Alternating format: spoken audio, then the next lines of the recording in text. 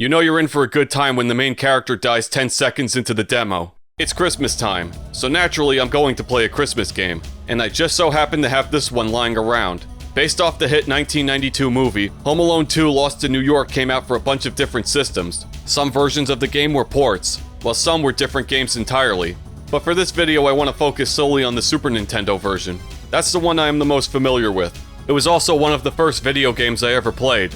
This alongside Plock, Paperboy 2, and Shaq Fu. I'm starting to think my parents hated me as a kid. The NES, Super Nintendo, and Game Boy versions of Home Alone 2 actually came out 1 month prior to the film's release date. So not only was Imagineering Inc. tasked with creating 3 different versions of this game for 3 different consoles, they had to have all 3 games released around the same time as the sequel to a major holiday blockbuster. Imagineering Inc. was a small developer from New Jersey that mainly did licensed games for Acclaim, Activision, and THQ. This time THQ was the publisher. Also known as Toy Headquarters, THQ would focus on releasing a long list of licensed games for decades. Originally founded by the man who created LJN himself, Jack Friedman, who also founded Jack's Pacific, THQ was a toy company before they entered the video game market, just like LJN. They were very successful back in the day, and they had a massive library of published games that flew off the shelves. Chances are you've probably played a THQ game at some point in your life. With tons of lucrative IPs and a bunch of studios under their belt, like Volition and Relic Entertainment, THQ's golden years were short-lived. They began to lose money. A lot of money. Their games weren't selling as much as they used to, and the whole U-Draw situation didn't help their fiduciary problems either. They filed for Chapter 11 soon after. Any studios owned by them were acquired by other companies, as well as their licenses. Then they were taken over by Nordic Games soon after, becoming THQ Nordic, where they would do an AMA on 8chan. A few seconds of Google searching about 8chan or 8kun will tell you everything you need to know before you discover all the images of underage hentai and ties to mass shootings. Controversy aside, with such a small niche user base compared to every other social media site, it makes me wonder why they even bothered using 8chan in the first place. I'm certain most, if not all of those people were there just to troll them, making this a huge waste of time on top of a public relations nightmare. You know damn well whoever thought of this got fired soon after. As for Imagineering, they were merged into Absolute Entertainment. Then in 1995, 3 years after their merger, Absolute also went bankrupt. The SNES version came out in October of '92 along with the NES and Game Boy versions. 2 more versions of the game came out a year later by different companies. The MS-DOS version was published by Capstone. I've seen enough Civi 11 videos to know that Capstone is the pinnacle of entertainment software. Bankrupt in 1996. And the Genesis version was done by Sega of America, which I haven't gotten around to playing yet, but it did show up in an Angry Nerd video, so expectations aren't very high. I will say that presentation-wise, this game doesn't look half bad. It might even be worth checking out. Did you know that a sequel to the Home Alone 2 game was in the works for the Game Boy? What were they gonna call it, Home Alone 2 2? It was gonna be called Home Alone 2 Kevin's Dream, but it never came to fruition. It was practically finished, but it was never released officially. The prototype was leaked online, so if you ever needed more Home Alone games to play for some reason, Merry Christmas. Apparently the Super Nintendo version was dedicated to someone, Tom D. Height, a game programmer for Imagineering who passed away in the same year. His credits include Bart vs. the Juggernauts and Bart meets Radioactive Man. Rest in power, champ. And while the team behind Home Alone 2 did a bunch of licensed games for various publishers, including the Super Nintendo version of the first game, the most interesting member of the crew is Mark Van Heck.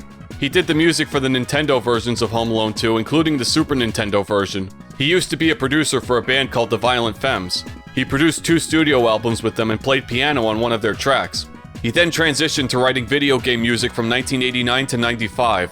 He still works as a freelance composer here and there. The soundtrack isn't something I would blast through my sound system at 2 in the morning to piss off my neighbors, but I can see what Heck is trying to do. He's trying to incorporate John Williams' score from the movie into the soundtrack.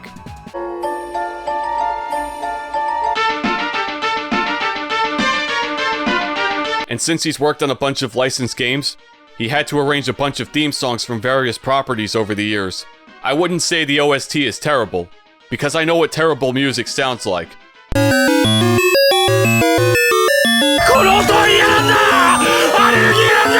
But the music does get annoying when you're stuck in a level for what feels like an hour. More on that later. So now I should probably start talking about the movie itself. For starters, take a look at these box office numbers. These movies made money. Stupid amounts of money. Home Alone was one of the highest grossing live-action comedies of all time. It even has Guinness records to its name. The second movie didn't gross as much as the first, but it was still a huge success.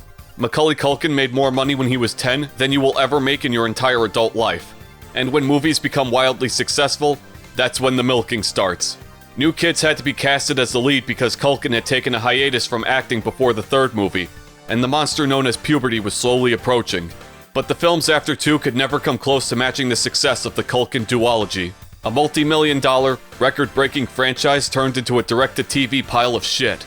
I didn't even know they made 6 of these movies before I started working on this video. Apparently a 7th film was in the works. This time Kevin would be an adult stoner that gets high and hallucinates throughout the whole film. It was going to be called Stoned Alone. But when Disney bought the studio behind the film, and demanded a more family-friendly alternative, the movie's production was put in limbo. But if you ask me, it should be buried in the dirt. While you're at it, you can put Strange World in the hole right next to it. The game follows the plot of the second movie, Lost in New York. Instead of Kevin McAllister's family going on vacation and accidentally leaving without him, Kevin actually makes it to the airport this time. But he winds up on the wrong plane and ends up in Manhattan while his family travels to Florida. Florida is a bit of a downgrade from Paris, but whatever. This is the only family I know who can oversleep and still make their flight in less than an hour. There's no way on earth we're gonna make this plane. It leaves in 45 minutes. Think positive, Frank. And Mr. and Mrs. McAllister somehow avoided getting charged with criminal neglect and endangerment. Twice. Kevin winds up in the Plaza Hotel with his dad's wallet and credit cards, and hilarity ensues. While this is happening, the burglars who tried to rob the McAllister house in the first movie escaped from prison and wind up in New York City plotting to rob a toy store, including their donation money for a children's hospital. Kevin then devises another plan to stop the bandits with a bunch of traps that range from silly cartoonish antics to attempted first-degree murder. This kid couldn't pack a suitcase, but he can work an arc welder just fine. It's like someone made a version of First Blood for the whole family to enjoy, which also happens to be a really good Christmas movie, by the way.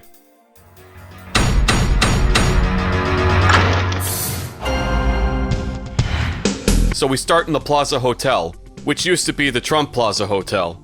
Even in the 90s, you got demonetized for saying the T-word, I guess. This movie also features a cameo from the 45th President of the United States of America, Donald J. Trump, because he owned the hotel at the time.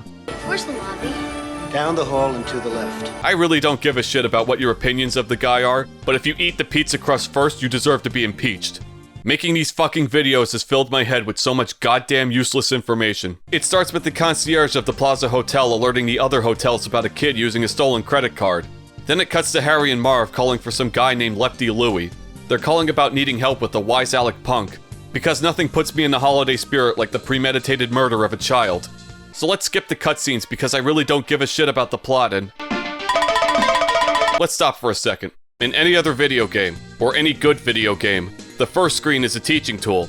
The first screen is usually where you get your bearings, a chance for you to prepare yourself for what's to come, a moment to acclimate yourself with the controls and the mechanics of a new game. And there's usually no enemies to bother you while you do it. Even a game like Contra Hardcore, with this crazy-ass intro, lets you start on an empty screen. I remember Devil May Cry 3 being an outlier to this rule, but the game didn't start with enemies hitting you as soon as you start the mission. It gave you some of the easiest enemies in the game to practice on. Home Alone 2 just says fuck that. Here's an instant kill as soon as the screen pops in. You don't even get a chance to realize that you lost a life because the bellhop just strangled you in public. You have a full second to react to him if this is your first time playing the game, and you don't have any way to defend yourself. You have to run like hell because the game chose violence as soon as you hit the power button. And why does the very first enemy, the very first thing you see in the game, kill you in one shot anyway? That's like if Solid Snake had to fight a Metal Gear Rex as soon as he popped out of the sub. Maybe Kevin Must Die is the default difficulty. I really should be making a Devil May Cry video instead of this. What the fuck is wrong with me? Turns out the enemies have boundaries they can't pass. He won't chase you beyond this point. I can just stand here and teabag right in front of him. It's not the best teabag in the world though. The Shinobi games excelled in that field. So here's the thing the game doesn't bother to tell you about. Besides the immediate instant kill right from the start, there are hidden items everywhere. And spoiler alert, most of my playthrough is just me jumping around like a dumbass trying to see how many things I can find. You find a necklace, which can be used as a weapon. In the movie, Kevin would use the beads to trip the bandits, but you don't use it like that in this game. Instead, Kevin just chucks it at whatever's in your way, killing anything it touches. As you play the game, you start to discover more weapons like the turtle dove.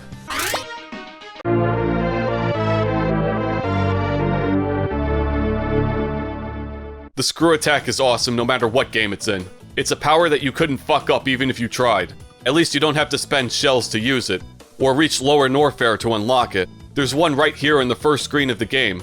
It still does jack shit against this guy. There is a catch to using it. One hit, and it's gone until you can find another one. Kevin also has guns. He's packing some massive firepower this time. He has a pistol now. I don't remember Kevin pulling a Glock on anyone during the movie, but I'm not complaining. The streets of New York will turn anyone into a criminal, even children. But this gun doesn't actually kill anyone, it just stuns them. If it was real, they'd have to justify putting a mature rating on a game based off a PG movie. It's very useful. Use it to avoid enemies by just walking past them, and you get plenty of ammo for it. The next gun shoots a boxing glove at people. It neutralizes any incoming threats. You don't get much ammo for it, so save it for emergency purposes. While it is neat to have a gun that can kill almost anything in one shot, it is merely a child's toy in the presence of its bigger brother. This is the great equalizer, the BFG of Home Alone 2.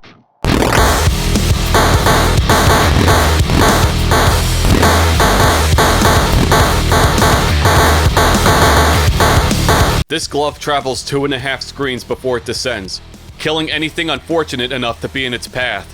Nothing is safe. Not even the wet bandits stand a chance. Crush your enemies, see them driven before you, and hear the lamentations of their women. Kevin isn't home alone. You are home alone with Kevin. Were any of these guns in the movie, though? Definitely not, but who cares? You can also grab credit cards for invincibility, and collect aftershave, which is just a Starman from a Mario game.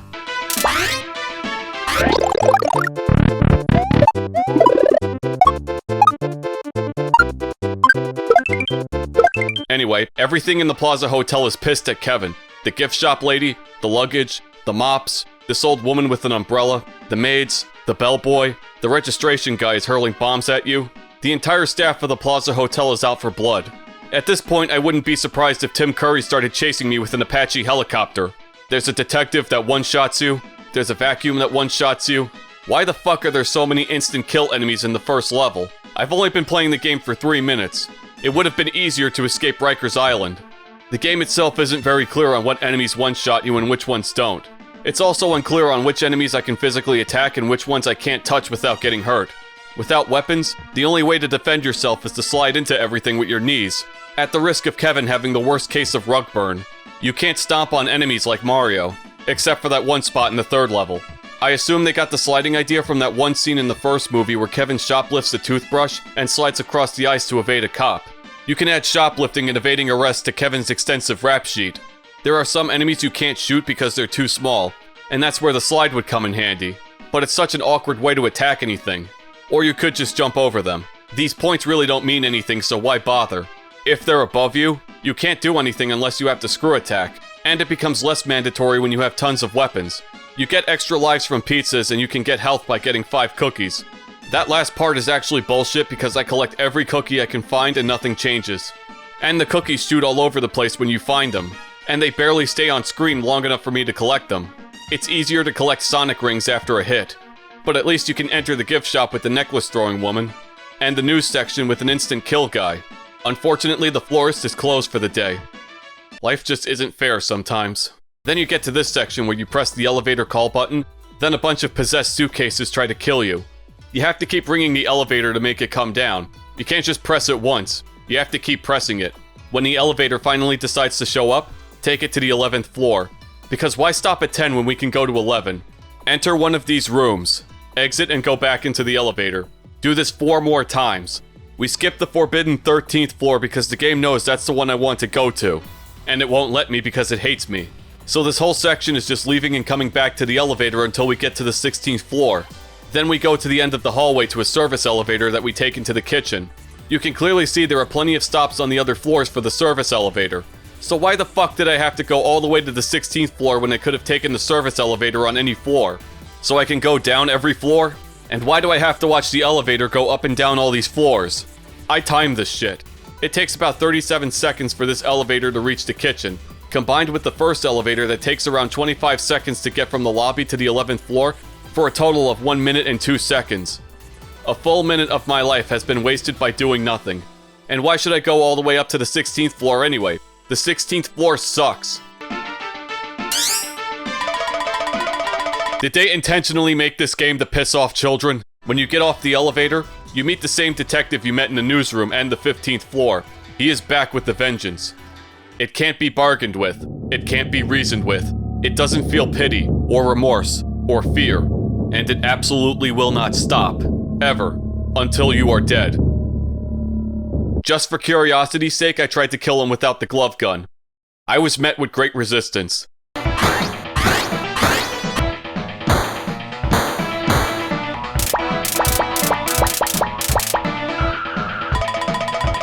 Now, one of my biggest pet peeves in gaming is taking a common enemy that you've killed a bunch of times prior and making him a boss. Yoshi's Island gave you a buffed enemy and made each boss fight unique in some way. And then a game like Wolfenstein: The New Colossus just makes you fight the same enemy but bigger. And that was the final boss. And that's not even the thing I'm pissed off about. This guy is practically invincible now. Not even Old Reliable can dent him. And he can kill you instantly, so melee is out of the question. I am actually fighting a Terminator. This is the worst Christmas ever. So here's what you actually do. They have a glove gun here at the top of the room before him. That's your hint. Then fire 2 shots in rapid succession. If you entered the room without the gun, or messed up your shots, you just lost a life. Once he's down, you progress to the kitchen and... This is probably one of the worst first levels I ever played. If the first level is a teaching tool, and yes, we are still on the first level, that's how long this fucking level is. What this level has taught me is that I should never commit identity theft at the Plaza Hotel or they will declare open season on me. And that this game was made by a team composed of the worst human beings to ever live. No surprise considering these people made such genre-defining classics as Bart vs. the Space Mutants and Bart vs. the World. I mean, my expectations were pretty low to begin with, but holy shit. Now I could just walk through these off-screen plates and this conveyor belt that leads to yet another instant death. I could walk past these falling pots and meat-chopping chefs. Or I can drop the hammer. Now it's time to fight the boss. This pissed-off chef who is throwing meat cleavers at you. A fully grown adult is trying to murder a child whose only crime was credit card theft. And maybe the whole punching glove situation. You remember that scene in the movie where a pissed-off chef tried to kill Kevin? Me neither. The best option is to slide into him with your knees. You can straight up stun lock the guy. He's defenseless. Keep sliding into him until his clothes disappear.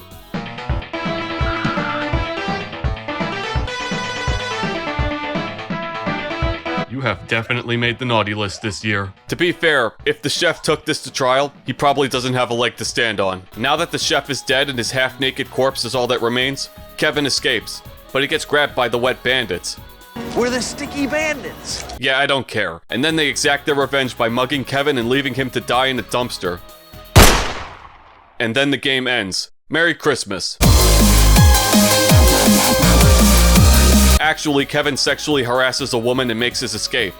They can't actually show that in a Super Nintendo game, so he grabs her back instead. Why can't you be more like your older brother, Buzz?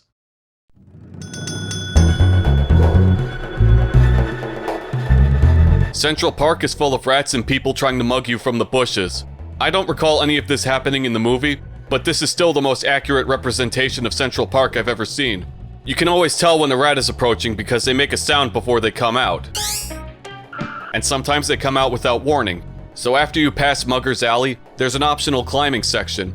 You can experiment with the jank platforming of a licensed THQ game.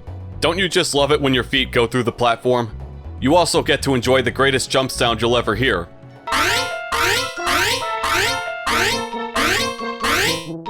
The jumping gets even worse with the screw attack. Before I could see where his feet were gonna land, now every single jump is a Hail Mary. They put some good stuff here, but it's more of a waste of time than anything. And does anybody remember that one guy in the movie that was hurling explosives at tourists? I can't slide into him either. He's got some sort of force field around him. Nothing a big-ass glove can't fix. The dogs just appear out of nowhere. Because why not? After I kill a bunch of dogs with my knees, it's time to prove myself to the homeless pigeon woman by dodging all these sticks. It's a shame I can't use the big gun on her. I don't care if she's the nicest person in the movie, I'm still gonna open fire. You have to dodge all these sticks that are being dropped by her army of pigeons. And the floor has ice physics, or it's coated with a microfilm of Teflon. You have to dodge these birds and their sticks for 3 rounds. Once I clear the trial of the pigeon lady, she lets me ascend the ladder into Kevin's uncle's shitty township house.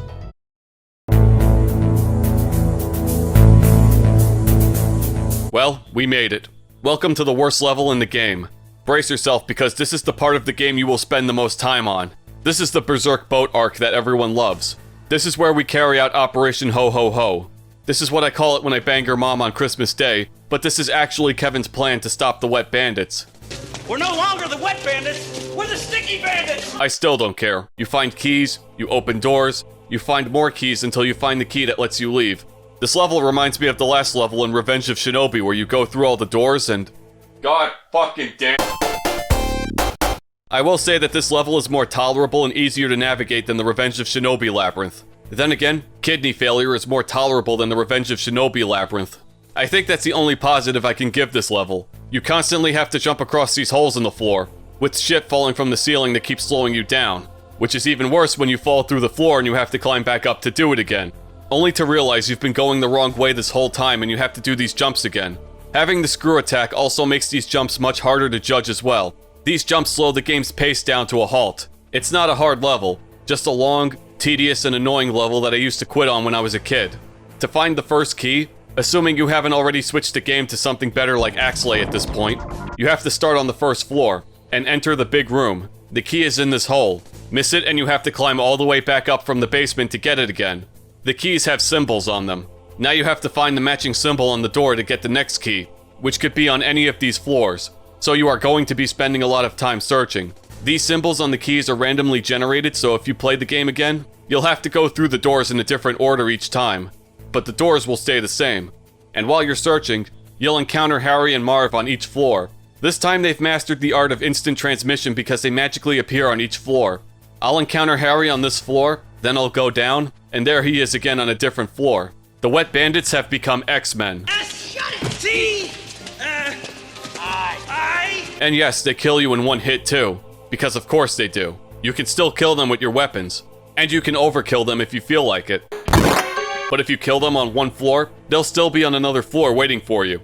They won't respawn again, only when they're in one of the rooms you haven't cleared yet. Once you've finally found where the key goes, go into the room. Each room has a trap inside of it, and you need to use your brain to figure out how to hurt the bandits with it. This is starting to look more like the actual movie. Like this one where you shoot a bowling ball so that it lands on Harry while he robs this safe. Just take a look at this shitty house and you tell me there's money inside of it. He'll drop a key that opens another door, and you get to repeat the cycle again. Fun. There's another room where you have to shoot this kerosene can, and then shoot this candle to commit first-degree arson.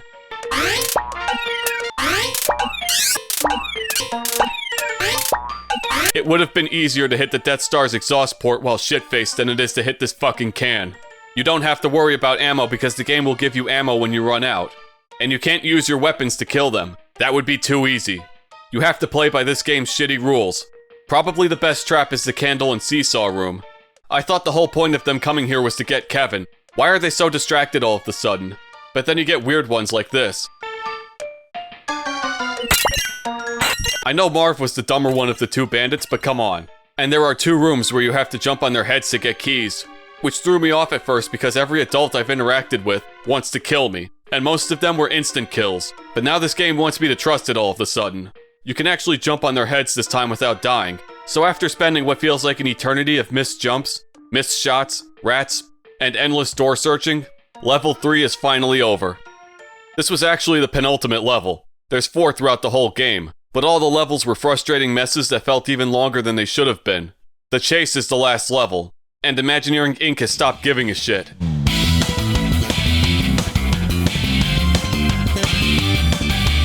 Descend down this rope with flamethrowers and bats while you get chased by Harry and Marv. Enjoy running into falling TVs, trash can lids, and rats.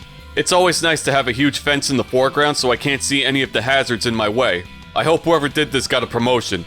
Asshole. Being that this is the final area, go nuts with all your weapons. Unload on Harry and Marv, or do one last bazooka shot.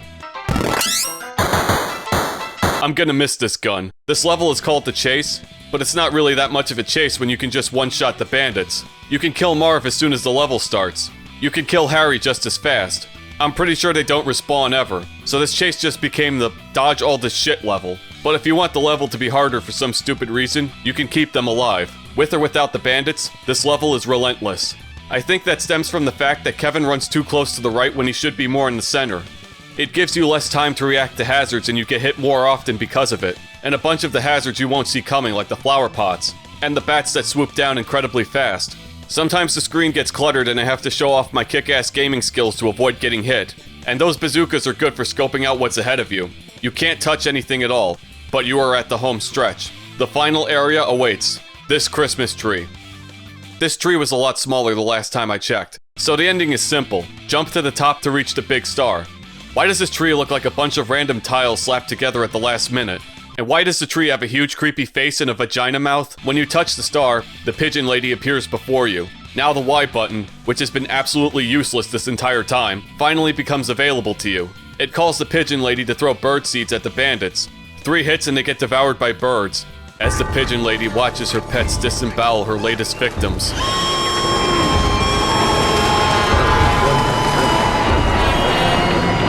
They don't actually die, they wind up in prison in the end, where they will probably die by getting shanked in the first week. You get reunited with your mom and your family, and they kick your ass for spending over $900 on room service. Kevin! You spent $967 on road service! There really is no happy ending in Home Alone. Kevin is screwed no matter the outcome. Your weapons don't really do much here. If you kill them, they will just respawn. You can use the pistol to hold them in place for the pigeon lady, because the timing is a bitch to get down. She doesn't fire right away. There's a delay before she throws the seeds, so you'll have to jump around the tree to avoid the bandits and their sticky hands. Despite all the shit I've given this game, it does try very hard to stay true to the film it's based on. Minus the chef. We got a bunch of digitized images of the cast. They look like crap, but they still look like the characters for the most part. Except the pigeon lady. She looks nothing like the one in the movie. It's still a Super Nintendo game in 1992, which is still pretty early in the console's lifespan, so it wasn't going to look as good as something like Terranigma. But Kevin does have a smooth run cycle. That's a lot of animated frames for a Super Nintendo character, and the sound design for the most part is pretty solid. For the most part. You gotta admit, the boxing glove sounds pretty cool. Beautiful. They even try to throw in some lines from the movie. Huh? You want to shut up? What's the difference? He's not gonna talk to anybody. Except maybe a fish, or the Undertaker. Most of the power-ups and items are inspired by the films. I still don't get how aftershave gives you superpowers. Maybe it does for children, but I can't find any children dumb enough to go through with my experiment. The control isn't bad, and the jump is okay. The music was fine, but at its worst it was definitely annoying at times. And it actually wasn't a broken mess of a game. We've all seen what that looks like thanks to all the Pokemon Scarlet and Violet videos out there. And Home Alone 2 actually functions pretty well for an early Super Nintendo game, but the platforming sucks. At least the moments where you do need to platform are few and far between, but my god, this game was rough at times. This was one of the longest first levels I ever played. By the time I got to Central Park, I've already fired up Axley out of boredom. This game will take advantage of you for being a beginner, and most of the time was wasted on tedious level design and trial and error. This is supposed to be a game that could be beaten under a half hour, with speedruns hitting under 11 minutes. Shout out to all the Super Nintendo Home Alone 2 speedrunners. All 6 of them. You're doing God's work. Never stop chasing the dream. But beating this game on your first playthrough could take much longer than it should. The parts of the game that were easy were incredibly boring, and the parts that were somewhat challenging were unfair. But you can shoot pigeons. No mercy for sky rats. Suck it, PETA. In the end, this is still the best you can expect from a skeleton crew that was probably crunching to make 3 games in time for a major holiday movie, and probably the best kind of game you can expect from a family-friendly comedy about a lost child.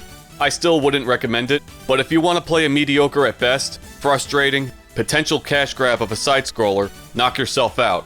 As for me, I don't want to see this fucking child ever again. Merry Christmas, you filthy animal. And a Happy New Year.